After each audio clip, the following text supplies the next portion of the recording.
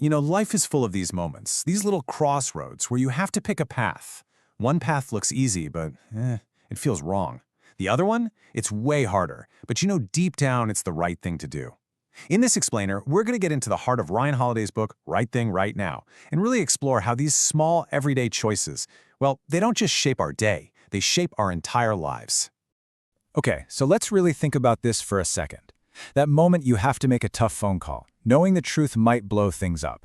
Or maybe when someone innocent is getting blamed for something and you know that staying quiet is the easy way out for you, but speaking up is the right thing to do. We tend to think our lives are shaped by these huge, dramatic decisions. But the real truth? Our lives are forged in thousands and thousands of these tiny, seemingly insignificant choices we make every single day. So where does it all begin? How do you even start to make the right choice? Every time. Well, it starts from the inside out. It starts with building a solid inner foundation, what we call our character. Now, this slide makes a really important distinction. See, we all chase after a good reputation, right? We want people to think we're trustworthy and respectable. But that's just what others think we are. Character is who you really are, especially when you think nobody's watching. And that's the absolute heart of it. Our real character doesn't get tested when the spotlight's on us. Nope. It's built piece by piece in all those small moments that we might just dismiss as unimportant.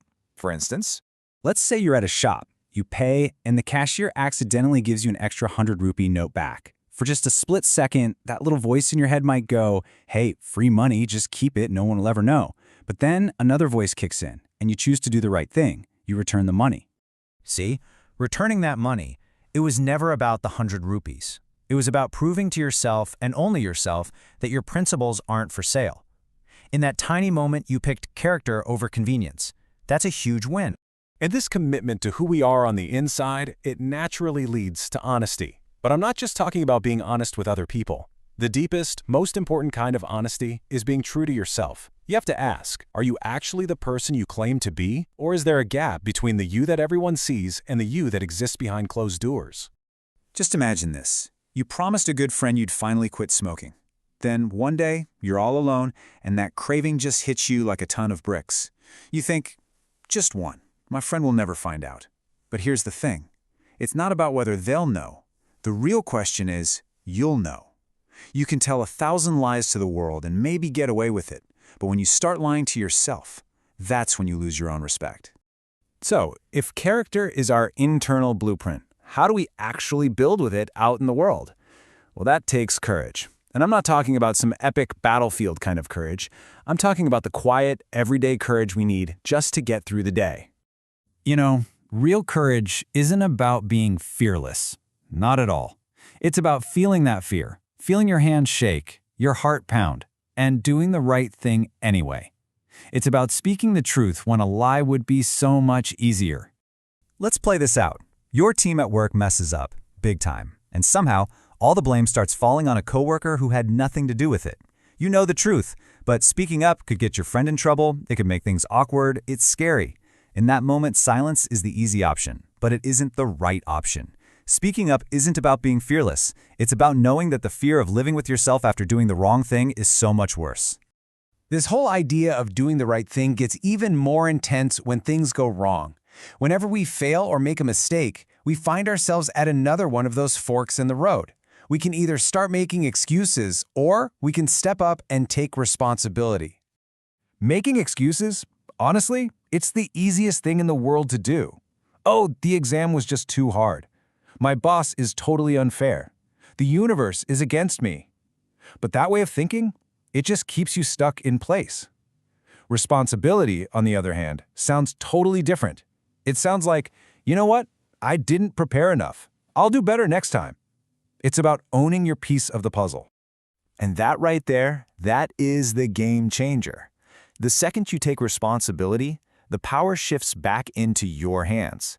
You stop being a victim of your circumstances, and you become the person who can actually fix the problem. You go from cursing the darkness to lighting a candle. Okay, so we've looked at our inner world, we've looked at our actions, so what about our relationships? How does all this shape how we connect with other people? Well, this brings us to the strength we find in connection, and specifically through kindness and forgiveness. In this crazy, fast-paced world, we're often told that being tough and aggressive is a sign of strength, but we forget something really important, that real, lasting power is found in being gentle. Kindness isn't a weakness. It's a conscious choice you make to do something good for someone else with zero expectation of getting anything back. Picture this. We've all been here. You're at a busy restaurant, and you can just tell your waiter is having a horrible, stressful day. Now, when you get the bill, you could just pay and leave. Or you could look them in the eye, offer a genuine smile, and just say, "Thank you." It takes literally 1 second of your time, but for them, those two simple words might just be the one good thing that happens to them all day. These small acts of kindness are like vitamins for the soul. But just like kindness brings us together, anger and resentment can tear us apart.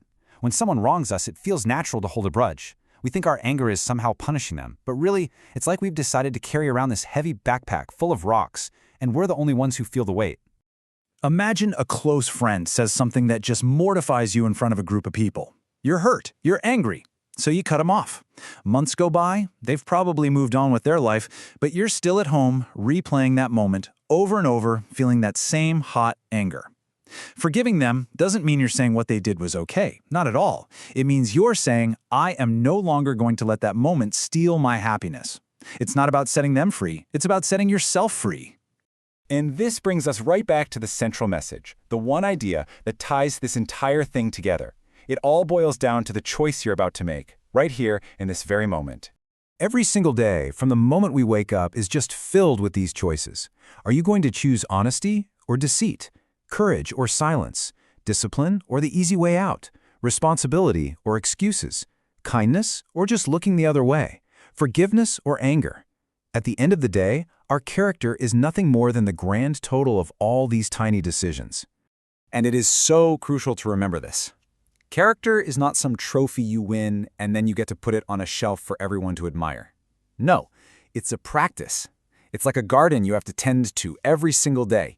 A choice that you have to make over and over and over again. But here's the best part, the most hopeful part of this whole idea. It doesn't matter what mistake you made yesterday. It doesn't even matter what choice you made 5 minutes ago. You always have a new moment, a new chance to start fresh. The power to choose correctly is always available to you, right now. Because when it all comes down to it, the best time to be honest, to be brave, to be kind, the best time to do the right thing is never tomorrow and it's never yesterday. It's always, always now. So the only question left is, in this very next moment, what will you choose?